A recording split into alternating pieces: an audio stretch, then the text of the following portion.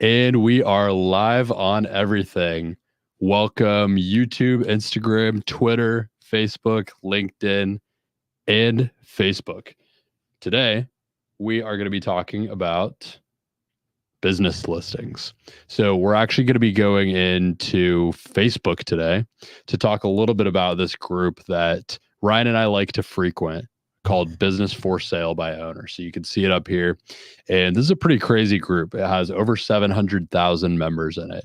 And everyone in here just talks about either buying or selling a business. So, people will post in here if they're trying to sell a business, and people will post in here if they're trying to buy a business. And it's pretty interesting because you get to get a real idea of the landscape of what it's actually like making deals in this space, and the way that it plays out with off-market deals. So a lot of these businesses that get listed for sale here are what we call off-market ones, where they might not be listed on your traditional listing websites like BizBuySell or something else, but someone's literally just posting in a Facebook group saying, I want to sell someone my business.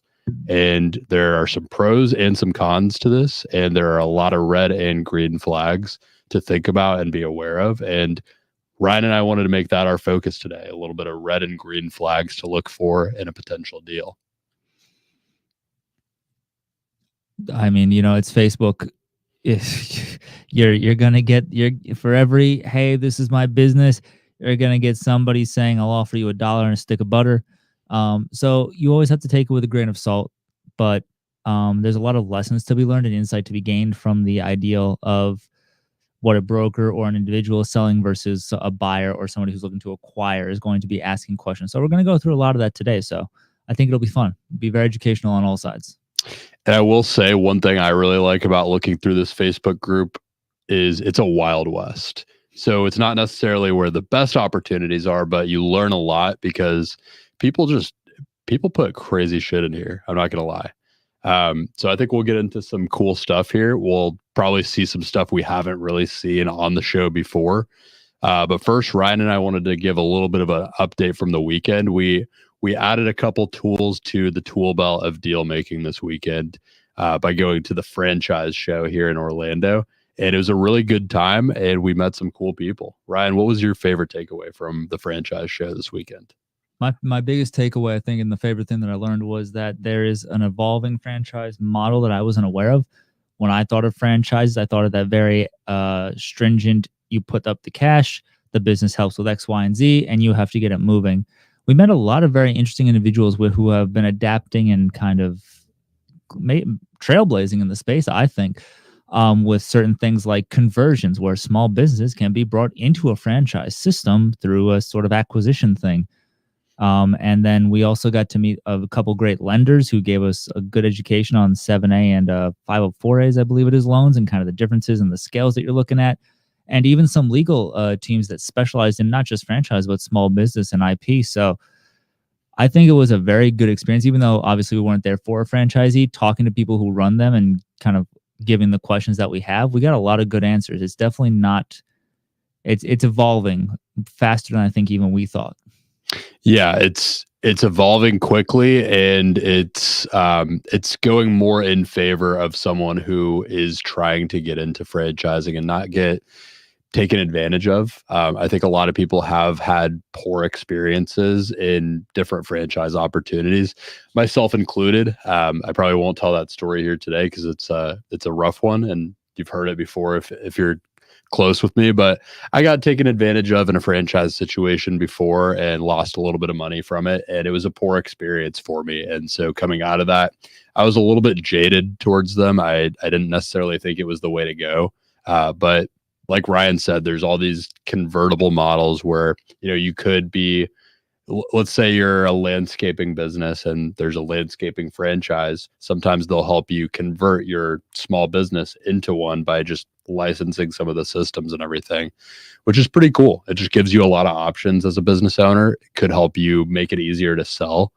We met one that was in the mental health counseling space where they've actually helped over 120 sales of these mental health counseling practices. So if you are trying to sell, it could be an avenue to get in and create those systems that have already been created and make it a little bit easier to do for you. But without further ado, I mean, we might as well start talking about the first business. Yeah, I mean, we're starting off strong here. Also, what's up, Nick? Talking to us from Facebook. If you're trying to get in touch with us, guys, platforms that we see the most are going to be Facebook and YouTube. Instagram we have on now, so we should be able to see those comments. Apologies for everyone who's been commenting and we have not seen it. Just wasn't talking to us.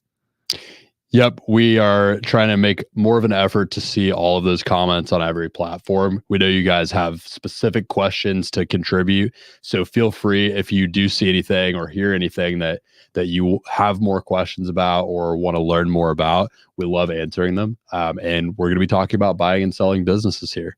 I like this already. You know, I got a sweet tooth myself. So yeah, the first one here is I'm going to zoom in on this a little bit. This is a candy shop for sale. So we probably won't talk about this one too much because it's missing a lot of the elements that really make it worth talking about. There's not really much talked about here in terms of the actual money. And usually that's the biggest thing to look at. But it is kind of interesting just to see you can buy something like this. And one thing I will point out here is it looks like they're selling at a low cost because they're looking to retire.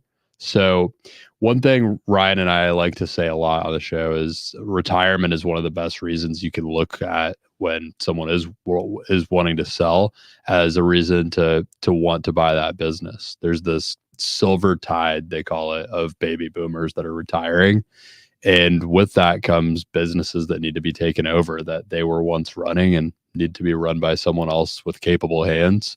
Sometimes you can buy those for less money than usually you would be able to. That gives you a huge opportunity. Yeah, I like this a lot. I know we're missing a whole bunch of information, but I like the fact that it's an industry that is, I refer to as evergreen. Candy's not leaving. Nobody's all of a sudden going to stop buying candy. It's cute. It looks like it's well done. I mean, it's retail, so you're going to have to be probably boots on the ground doing, a decent amount of selling and inventory management and upkeep and staffing. So it's not something that you can plug and play, but it's definitely a safe option, I feel, for people who enjoy the space or are looking to get into it or maybe, do something out of corporate. And Nick was asking, I wonder how franchising helps with cafe and bar growth. Nick, I would say that's one of a few areas that I think actually makes a lot of sense for franchising. Especially, one thing we didn't talk about that much is if you are a business already and you're trying to grow, sometimes the structure can be a difficult thing to replicate. And so sometimes people will franchise something like that. If you think about Starbucks, for example, that's one of the ultimate examples. They've been able to replicate this exact standard across all these different locations because they franchised the model. It's not franchise. Starbucks is actually privately owned. Oh. Yeah, they own all their stores. You're right. Yeah. Okay. But huge the model mistake on my part. I'll let Ryan correct cover the that. model. I think you're thinking Dunkin'. You're right. I was thinking Dunkin'. Okay. Because that's like, everybody gets the same donuts, everybody gets the same coffee. It's good. And they have all those systems and processes just put together. And at one time, they spent a lot of time and maybe some money, maybe some resources, packaging all that together so that they could grow really intentionally like that. So if you are a business that's looking to grow, whether it be packaging that all together to license it out to other businesses or franchise it, it's just an interesting avenue of growth. So great question, Nick. But moving on to this candy shop, ultimately, one reason we're not going to talk about it too much is it talks nothing about the financials of the business. And at the end of the day, if you are looking to buy a business, one of the biggest motivators needs to be what it can produce for you in terms of cash flow and also what it costs to acquire it. And it needs to actually make financial sense for you to be able to do it. And I'll give them a pass on this. They put a phone number in there, so they clearly want you to call them. I mean, maybe they just didn't think about it. If it's an older person, the older generation, they're always going to want to go phone call. They're always going to want to take it offline. So it's definitely something that you're going to have to be aware of. This is one that I wanted to show. This is one I found the other day. I didn't tell you about this yet, Ryan, because I wanted it to be a surprise. But okay. This one is really fun. This is an oyster farm up in Vancouver.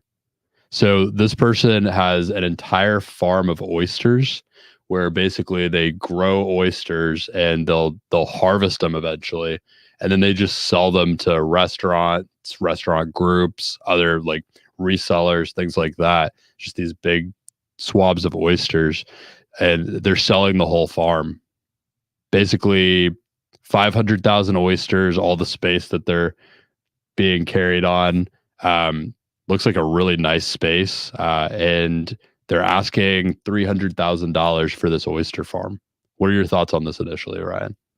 I mean, look, if I had 300K and I could go do this, I feel like I would jump on this because number one, Vancouver, have you been, Brody? I haven't. It's gorgeous up there. And there's barely anything you can purchase property wise up there for 300K. So there is land, which is always in our case, we're always shying away from real estate because that's obviously a farm. But if I had I think they actually lease this, I will say. So there's not real estate or land included in this. Well, oysters are one of those foods where if you've, you're always seeing them in nicer restaurants, higher end restaurants. They clearly have suppliers. And, this guy's saying 1 day a week, he makes 40K. If he works 1 day out of 7, he's making 40K a year in his pocket. I think for the right personality, this is a no-brainer. And Nick made a really good comment over in the comments from Facebook. He said, one thing about Facebook is you can look to get a good idea of whether or not there's some legitimacy behind this by just looking at the comments a lot of times. And that's definitely ring true from Ryan and I's experience getting into some of these. I did some looking into the comments of this one, and everyone talking about this oyster farm was saying things like, I wish I was looking for an opportunity like this, or I wish I was on the market for something like this, because it's just such a cool opportunity. And we didn't really get to cover it yet, but the cash flow here is pretty solid from what he talks about. He's saying 350 and he's selling for 300. Yeah. So essentially, so he says it translates to about 185 to 250 in cash flow, I think. The amount would produce 350K in income annually at the bottom, the last sentence. That's what I was looking at. And that also might be revenue. Oh, okay. Yep, 350 in income annually. So it looks like a little bit of a discrepancy of information. I think he's saying the cost of acquiring 500,000 oysters is between 150K and 250. I think he's talking about like how to get them. Gotcha. Because Nick was just asking about the longevity. I'm unfortunately not very clear on the oyster life cycle, Nick. These are great questions and probably something that people would be asking because obviously oysters come in a variety of different types. So knowing what you're dealing with. One thing someone asked is how much is lost to pilferage, mischief, weather, and predators. Is he active on this listing? That's a good thing to see. Yeah, there's a lot of good things brought up in here. So to Nick's point, if you were actually pursuing something like this, it would be really good to go through the comments. There's a lot of really poor information when you're on Facebook. Not everyone is giving an educated, good opinion, but there's also a lot of good information. And luckily there are engagement factors like likes and loves and all that to kind of help you filter through how good that information is. It's not an end all be all, but you can kind of see how good the information is sometimes by that and just how people are responding to it. So, honestly, you can find some great opportunities on here, especially if you find something in your area. And we had Hannah in here asking, would you personally purchase a business in another country? Yes. I personally would consider it, but it's a lot of what ifs for me. I think for me, there would have to be someone transitioning over a long term. And it depends on the type of business too. Honestly, with this one, I probably wouldn't purchase this oyster farm right now, just like in the situation I'm in, because I'm not looking to travel back and forth to Vancouver. It seems like with this one, it's very much run by the person that owns it. So if they did want to stay on and continue operating it and just don't want to own it, I might consider it more. But I don't know anything about hiring someone to run an oyster farm. This guy is also willing to fully train. I'll make sure to pass on my knowledge, offering training, introduce you to a wholesale buy. He wants to basically make sure you're going to keep this thing alive. And he's only saying he works there 1 day a week. So this is his side job, he says. So, I mean, like I'm with you on that. Obviously, we're big on due diligence here. We're big on doing your research and making sure it's the right thing. If I had the cash around, this would be like a fun side project because this is how he treats it. I'm sure there's a lot of connections already in the area and a lot of goodwill that he's made. So it'd be fun, but like you said, it'd be a lot of travel initially and a lot of commitment. I think me internationally, if you were to say, hey, what international businesses would be good buys? I think cafes, are pretty dominant around the world. So I think cafes are also pretty standardized in how they run. So you could probably own one and see decent profits and not have a ton of variation to it.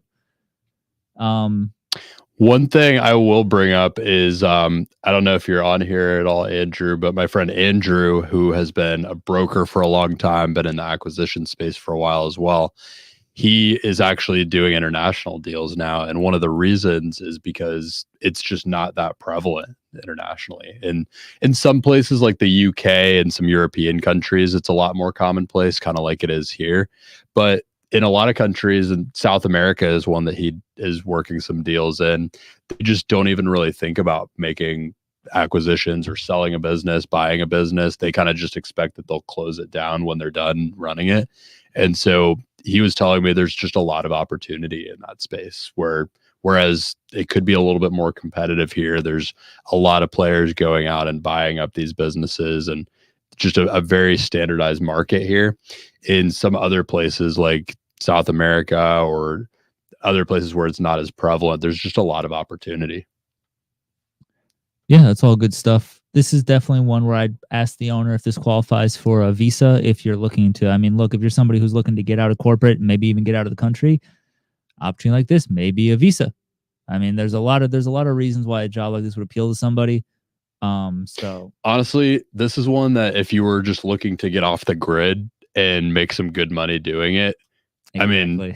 Working one day a week harvesting oysters that's one on day a making beautiful 40K. Farm in Vancouver and what looks like right on the beach. I think that'd be pretty nice. It's a great way to get off the grid. Mental math there, 40K on one day annually. You do that 5 times. That's it's 200K right there. Variation, but still variation on 200K is you're gonna be okay. Mm-hmm. You're gonna survive. Yeah, and you're probably gonna have fun doing it, just becoming like an oysterman or an oyster woman. So this is a fun one. Beautiful find. Yeah, that was one that I was really excited to talk about because it's very unique to a lot of the ones that we talk about that are just very standard businesses. Now, how about this? Yep. Yeah, there's not a lot of information there. Also, just beard oil online sales. I don't really tend to mess around with online stuff for the most part, especially online retail.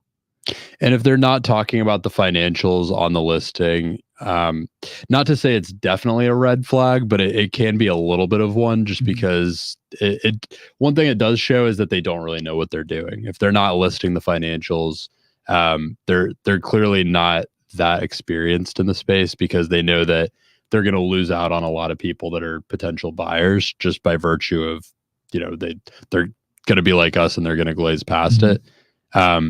So an equipment sale. I typically skip over those that you just can't really gather an opinion, and you don't really want to waste your time trying to gather that information from a bunch of people either. Yeah, wallpaper. Yeah. No. So let's try to find one where just questions. Got a dispensary in eastern New Mexico. Oh God, no! They're just looking for an investor. No. This is a real estate deal. We usually don't talk too much about those, just a little bit outside of the scope of what we're working on. SaaS. Interesting. Which again, this one could be interesting to talk about because we haven't really covered SaaS much. So let's do it. Yeah, so this is one where we would look into it a little bit more just because it does actually talk about the financials. So this is a SaaS company, which if you're not familiar with the term, stands for software as a service.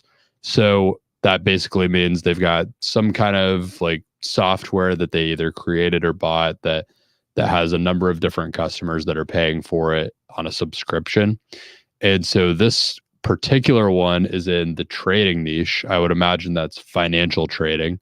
So they offer subscriptions to access their tools in their community.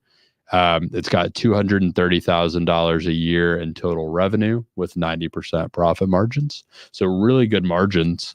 That's typical of a SaaS business. And it sounds like they're asking $375,000. So honestly, in the SaaS space, this is a really good deal. Yeah, I don't think trading is something that you can say is a fad or and people. I mean, E-Trade's been around since the '90s, so I'm always, SaaS is always one of those things where if the product is good enough, I'll seriously consider it, which it seems like it might be. But I'm always worried about I'm always worried about SaaS, data driven, anything that says AI, because we've seen trends with those words and then how they've kind of come and gone, but at the end of the day, they've always been there. It's just, what are you marketing now? So if he can show a good amount, I mean, he started it. When did he start this thing? October 2022. Okay, that's great, but, and I'm not being like that's great. You've done very well. I would feel too nervous. That's very new. Yeah, one thing I would really want to know about this one if I was someone that was looking into this, and I don't know if you're still on here, but I saw my friend Lars on here earlier, who's in the financial trading space, is who's actually running this service. Or it says that they get access to a trading community. I would imagine that if that's part of the value that people are paying for, that's something that needs to continue. Whoever's giving input to that community, Yeah. they need to continue doing that. So if they're not going to be, if it sells, then that's a major problem and people are going to drop off. I would want to understand how that community plays into it, or whether it's just a service that is actually all built out that people love to use.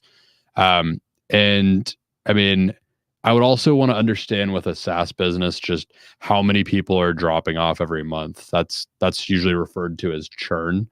Just the amount of customers that are churning out and what the percentage is.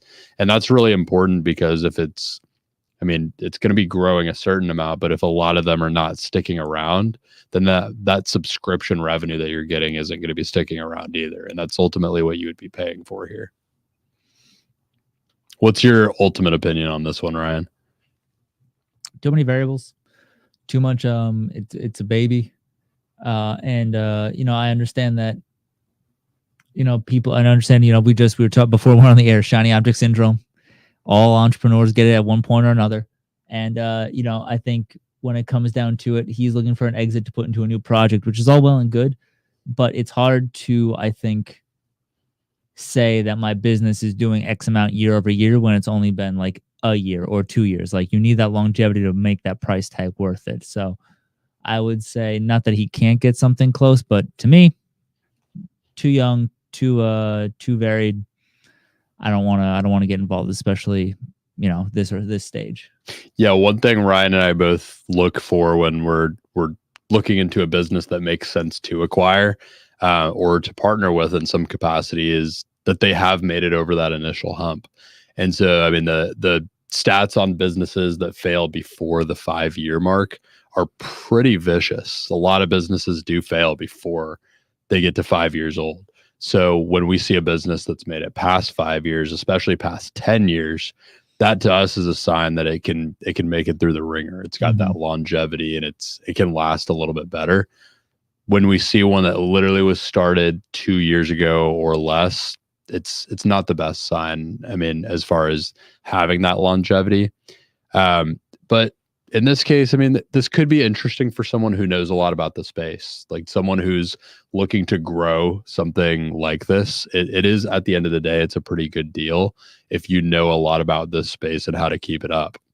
Nick said it gave him MLM vibes when they said access to a community, which is a good point. I mean, this could be a business that is structured in a way that would be like, hey, you come in and then other people come in. It could be structured like that. We don't know. Forex trading bots and stuff have gotten out of control in the last 3 years. So, always do your due diligence. Always be sure you understand the business model. Yeah, absolutely. And so if you are thinking about buying a business, you should understand the industry at least a little bit, or you should, I heard one person say this on a podcast or something I was listening to recently. I thought it was a really good way of saying it. It was, you should not invest in a business that you cannot explain in one sentence. What do you think about that? Good general statement. I feel like a little bit of tweaking on that one. But I think if you can't explain, I think I think my would be, if you can't explain it to an elementary school student, then it's not a real business. And I think we had a professor in college that said, I think he made a comment about Amazon jobs, saying that he knew a guy who worked at Amazon and he could not describe what he did. And he was director of managing a blah, blah, blah, blah. And he goes, and I could not understand for the life of me what he did. And he goes, it was just a made up job title. It was a made up job. And I think in business, it's the same way. If it sounds complicated and like somebody's trying a little too hard to make it something, it's probably not a real business. Yeah. And I mean, the biggest thing is if you're thinking about buying a business, as good as the business could be, if you can't explain it very simply, then you probably aren't qualified to carry it to where it needs to be. And it's important in this search to not get caught up in your ego and think that you could just run any kind of business, but to actually look for something that you feel competent and confident in running. Because I mean, it's going to be, your name is going to be on the line. Like, your success is going to be on the line if you're responsible for running it. You want to look at another business? Always. All right. So we've got an oyster business that we looked at, and we looked at a SaaS business. We're all over the place today. Let's find something else. How about a swimming pool business? This one's got some financials listed.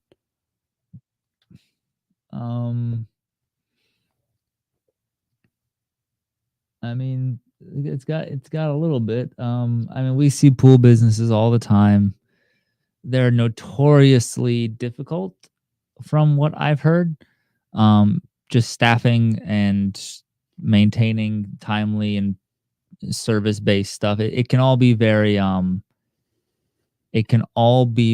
complicated to do with the human element of it. So he also doesn't state in here whether he does any work, what his role in the company is. So I don't have a, I mean, he says he has 12 years established in the industry. They focus on repairs. Yeah, and I would say this is and remodeling. An interesting thing to bring up here is, if you're someone who's a current business owner, if you're ever thinking about selling your business, one of the most important things is understanding how to market it. This is someone that I will say doesn't really know how to market their business very well, because they're not saying anything about the reason that they want to exit. They're leaving a lot of unanswered questions. And they're also not really saying much about the people that will continue to be working in the business. Like Ryan said, they do mention 3 employees. They don't really say what they do. They don't say whether one of them is going to be a manager or any kind. So they don't really know how to market the business that well. If you understand what appeals to someone who's going to want to buy a business, that's what really goes a long way in ultimately being able to name your price a little bit and be able to get the best price possible. Yeah, you have to be able to, like we were saying, you have to be able to validate everything on your punch list. You have to be able to really kind of understand how your package comes together, how everything makes that one, how does it work? How did you evaluate your business? How did you get that valuation? What's the deal? And you have to be able to answer those questions. I think, you kind of stopped it right here. We had somebody asking a question about, aside from the pool cleaning accounts, what other items are you paying for in the asking price? Is it expensive pool per pool basis? So there would need to be a lot of equipment involved. They're basically saying, they're trying to do the math based on the pool route, just doing a rough price, trying to figure out where he's getting his numbers. And he kind of dismisses them, which is fine. I mean, you do what you like. But what this person, I think, is asking is, they're focused on the pool route part. So they're trying to figure out how the heck 135 pools equates to $375,000, which I think is not only just equipment, but you're also paying for. We don't know what the recurring is. Are there people on, what are the different levels of pool cleaning? How detailed are they? They do repairs and remodelings. How many of those are they doing? somebody's pool gets one of the tiles gets chipped or something. Are they the ones going out there to do it? So there's a lot to this business. And what he's trying to explain here is his comment. The author is trying to say that he's selling the whole thing, that the valuation is not based on the root. It's about the whole package. So as a business owner, that's why itemization, like we were talking about, it's important. If you're like, okay, the pool routes bring in on average this, the equipment is worth X, repairs and all those other things we bring in round about X. Over the last 12 years, that averages out to blank. Here's the price. Because then that question goes away. And one thing that is a major glaring area here is that he's saying generating revenue of 375, listed price of 475. We have no idea how much profit this business is making. Maybe all 3 employees and all the costs of the business are making it so that the business is making $3 in profit. Do we want to pay $475,000 for $3 a year in profit? I don't. No, definitely not. But we have no idea what kind of profit it's generating, and you can't really make an informed decision about whether you're even interested in something like this if it's not listing what the actual profit is. Yeah, you have to really, when you're selling something like this, you have to 12 years, respectable. Heck of a tenure, 135, like worked hard to build the business. I applaud that work. But when you're selling your business, remember, you're selling a business. It's just like anything in life. Cars and houses, you can't put your emotion behind them. And you got to make sure it's all spelled out. And even then, you're going to have to say it again.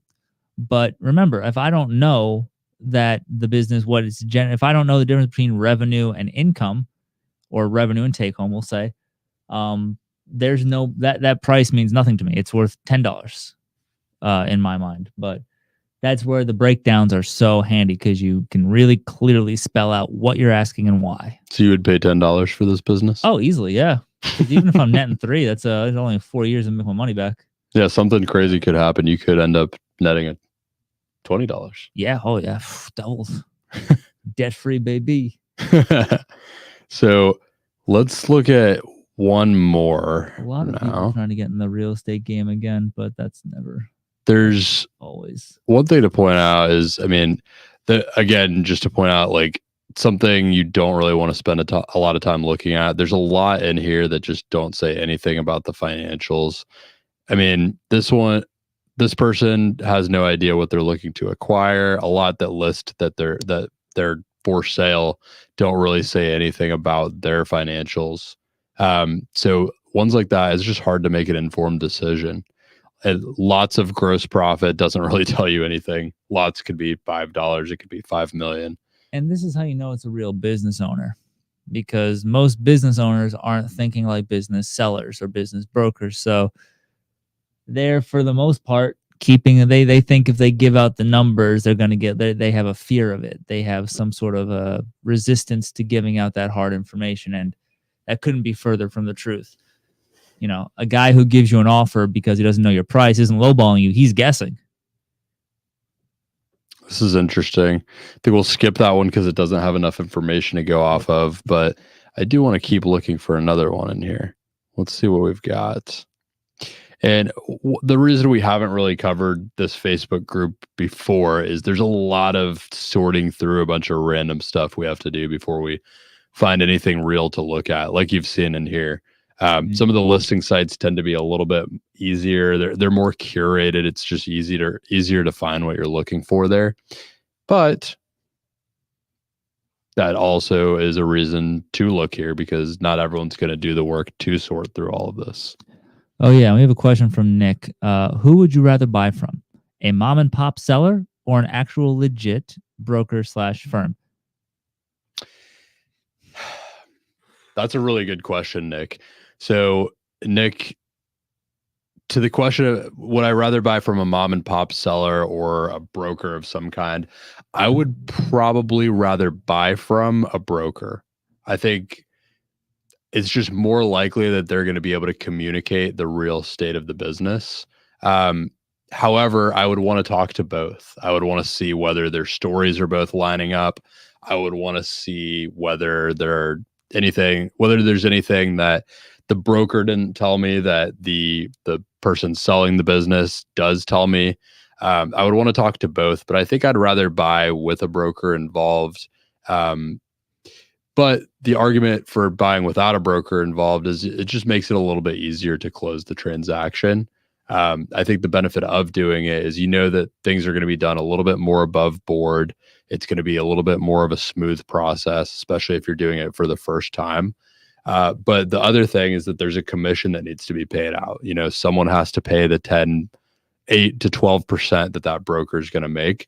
So ultimately, that means the seller has to ask for a bigger price, which you as the buyer are going to have to come up with.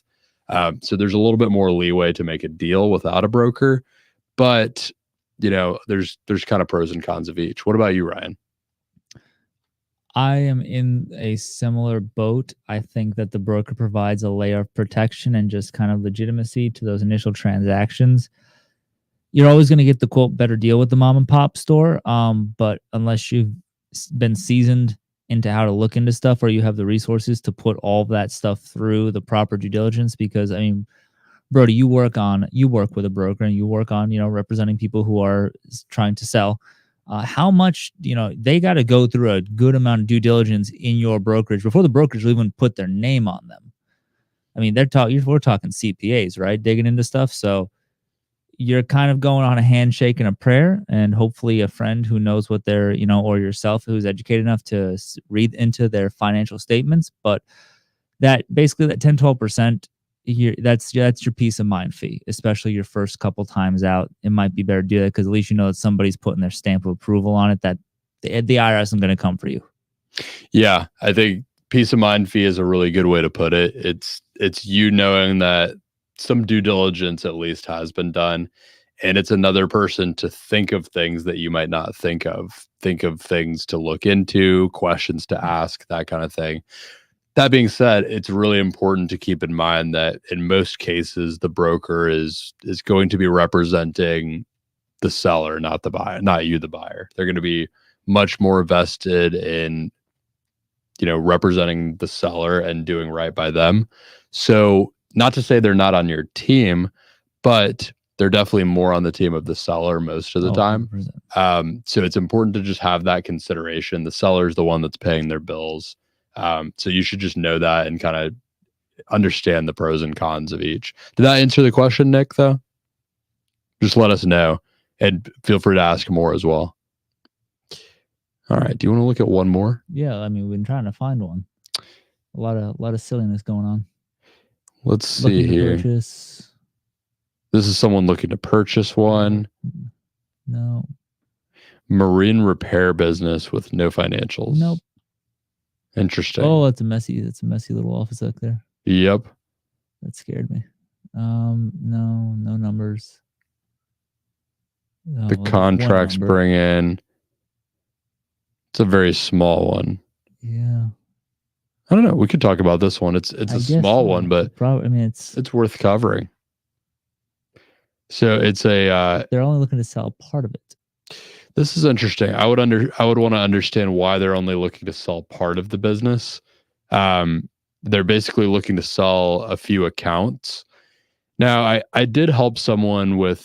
He ultimately decided not to actually go through with selling it, but I did help someone that was trying to sell just a couple of contracts. One thing I will say is, this could be someone that just wants to focus on one particular area of the business. Maybe this is just not the area they want to focus on growing, but this is something I would say is a little bit of a red flag that we could talk about.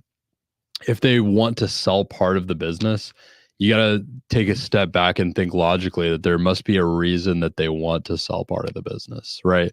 There must be a reason that they don't want to hold on to it, especially if they're hanging on to the rest of their business.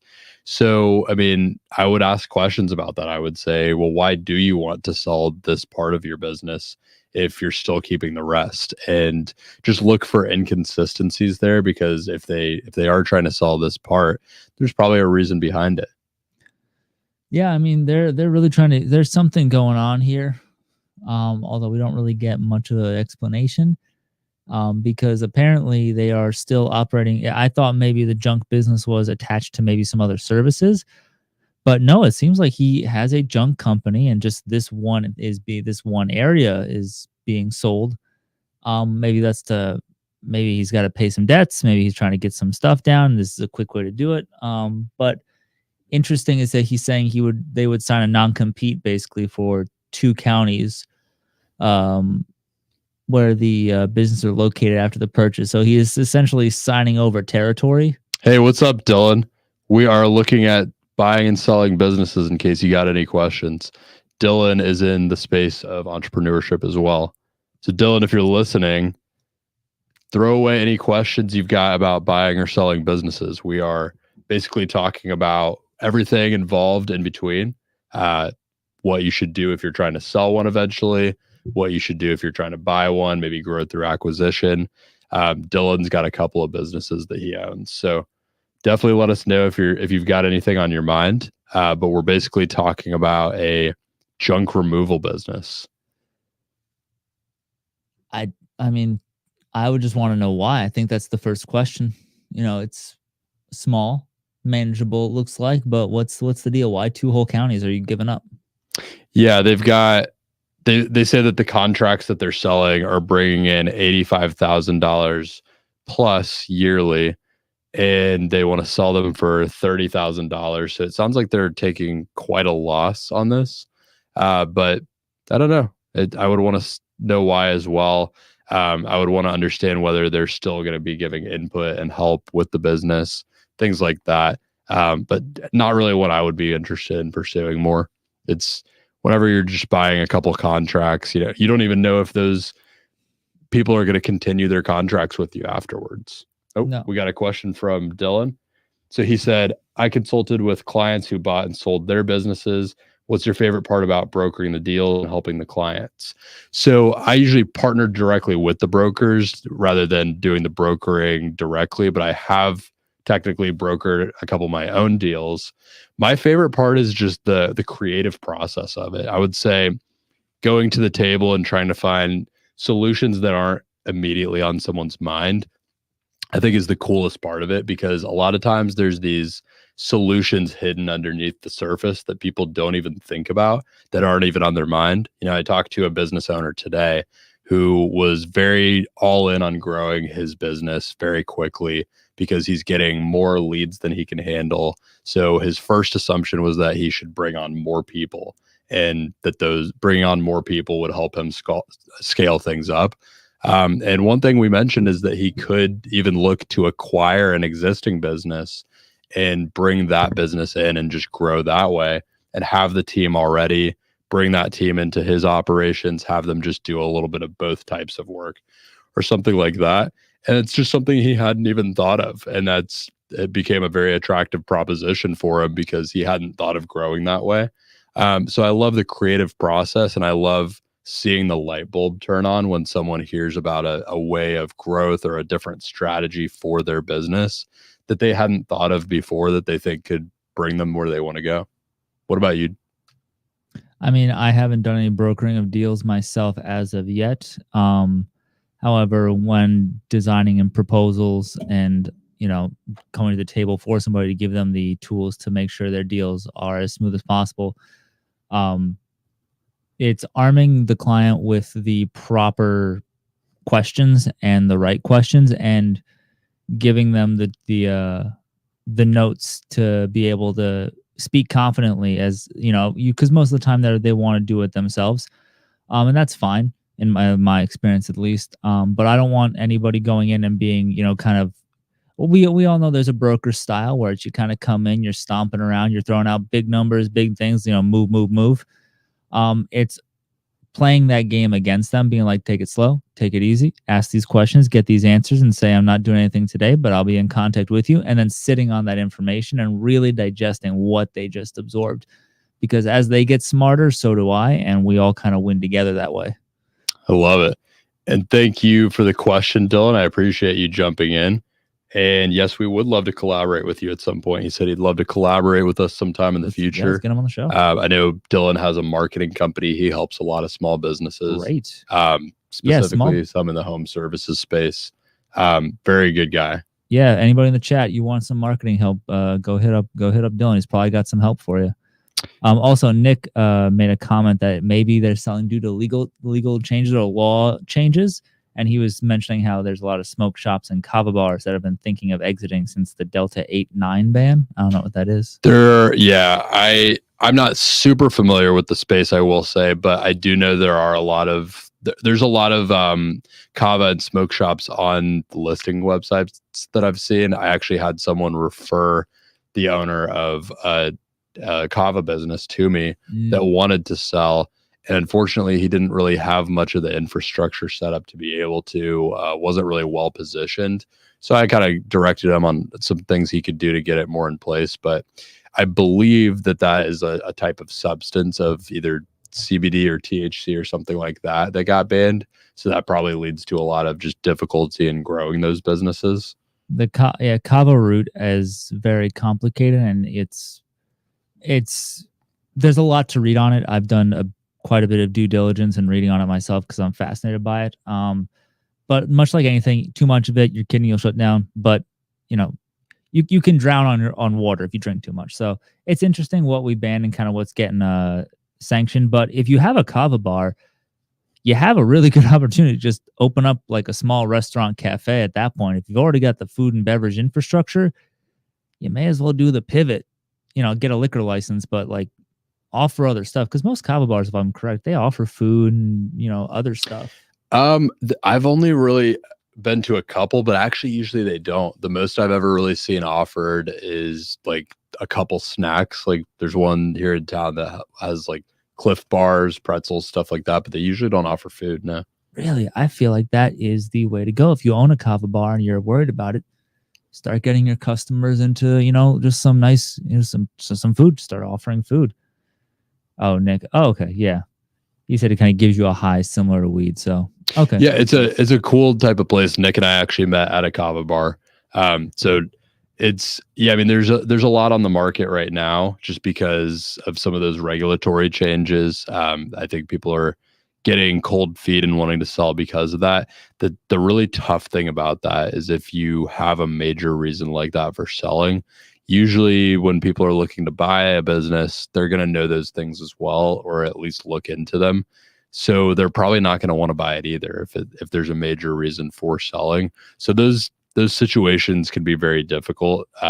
Sometimes it can be better to adapt and pivot a little bit and just get things a little bit more in place. Maybe make a small move that could get you positioned better before you sell, where you're not selling something that feels like you're jumping off of a sinking ship. Mm-hmm.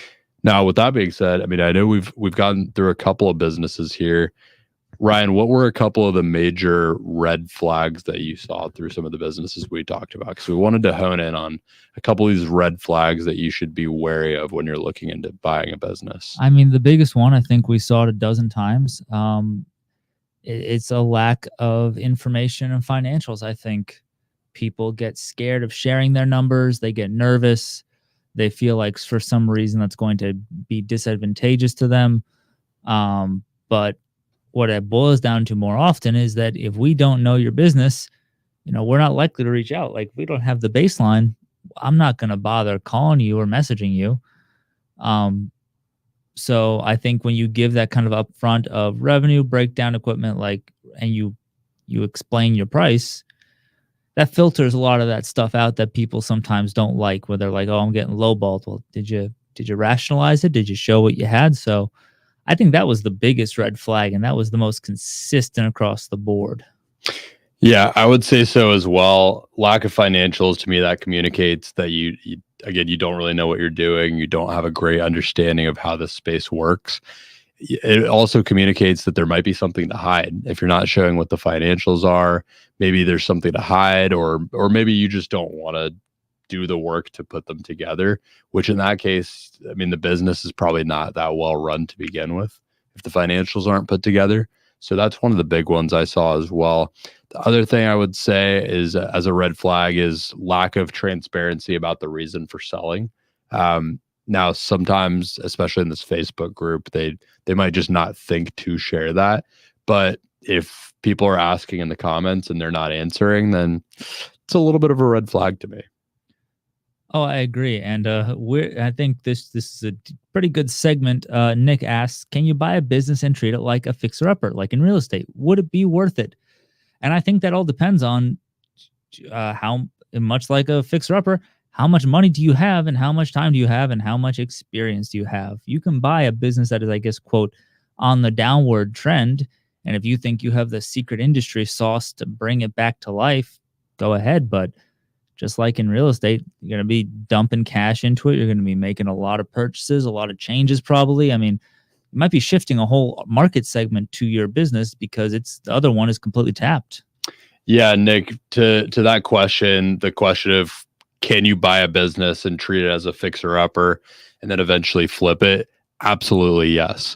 But you should be careful. You should really figure out why it's in that state of difficulty.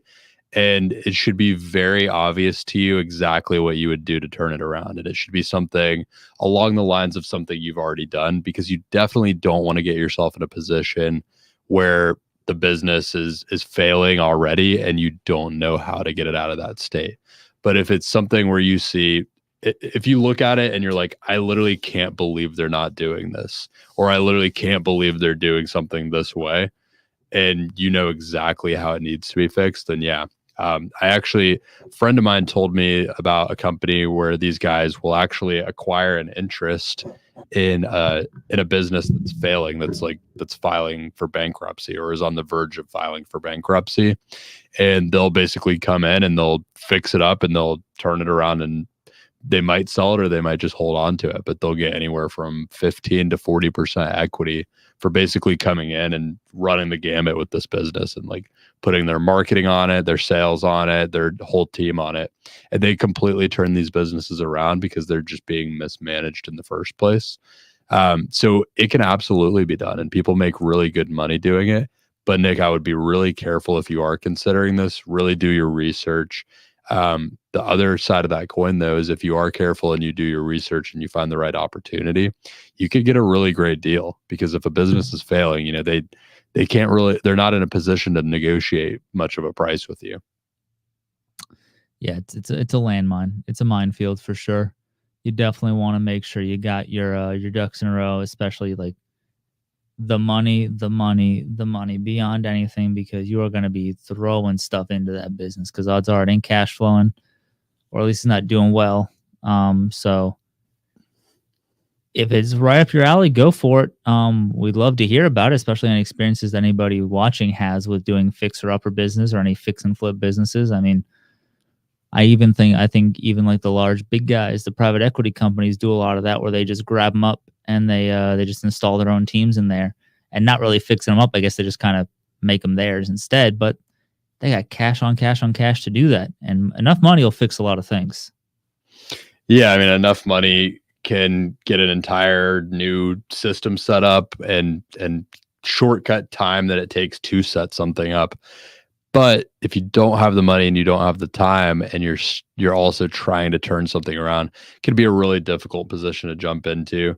One thing I will say, Nick, is I wouldn't recommend that for someone who's a beginner in business. If you're coming from a position where you're new to business, you're young, or if you were trying to get into business ownership for the first time, that's definitely not the way I would recommend doing it, because there's a lot of things you won't have thought of.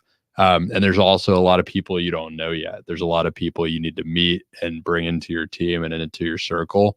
And the people that are doing that at a high level are the ones who've built a kind of an all-encompassing team and network around them, where they just literally plug and play people into the right positions that they know do a good job, know how to handle things, and can get results very fast and predictably. And usually business is not very predictable. There's a lot that goes on that you don't really know. You don't know how it's going to go. And if you're trying all these new things, there's not all of it's going to go well. So it's a tricky position to be in. And it's something I would consider later down the road when you're more experienced, but as a first time acquisition, I don't think so. Ryan, any final words? Well, I think we learned a lot today. That's a very close up right there. I think this was a good outing of the Facebook group. I think I know the candy one didn't have all the information, but one thing I wanted to point out was it had a branded Facebook page. It had a logo, it had color design. Like that to me shows that somebody is really trying with that thing. So that was also a green flag for me, a branded Facebook page advertising their thing for sale. So a green flag in my book. I think we learned that numbers shouldn't be scary. They should be very open and honest because you're going to have to share them eventually. So prevent yourself the headache of trying to get lowballed. One other massive green flag that I will share is massive green flag if someone's trying to sell a business is if they are open and honest about a particular area of the business that's not necessarily attractive.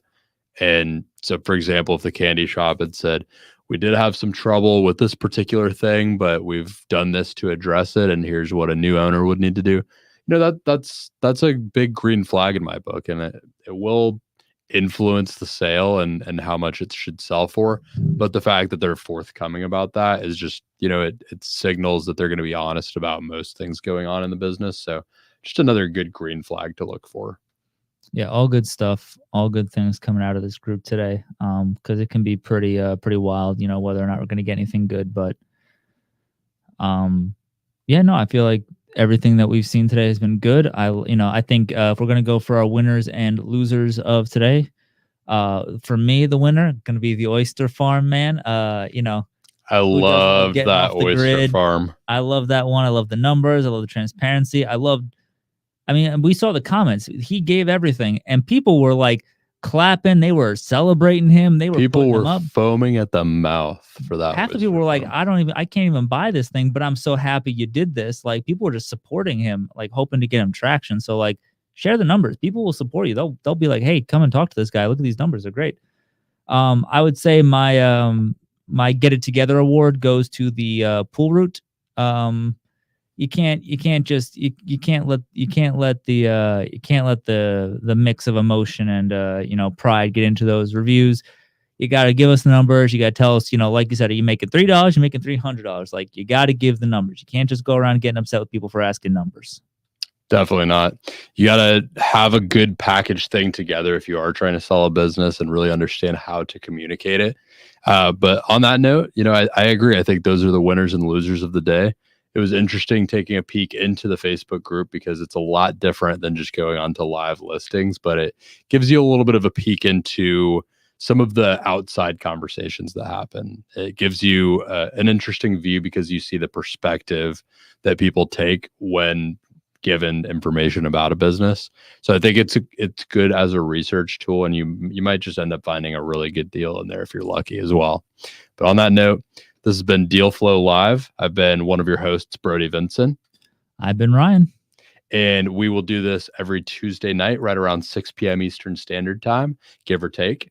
And we will be going over live business listings and giving our opinion about whether or not they're a good deal and teaching you how to communicate your value as a business owner if you want to sell it, but also how to analyze a business if you want to buy one and understand whether or not it's a good deal. So we appreciate you joining today. And with that, we're going to be tuning out. Thanks, Instagram, and thanks, everyone else. Talk to you. Have a good night, everybody. Week.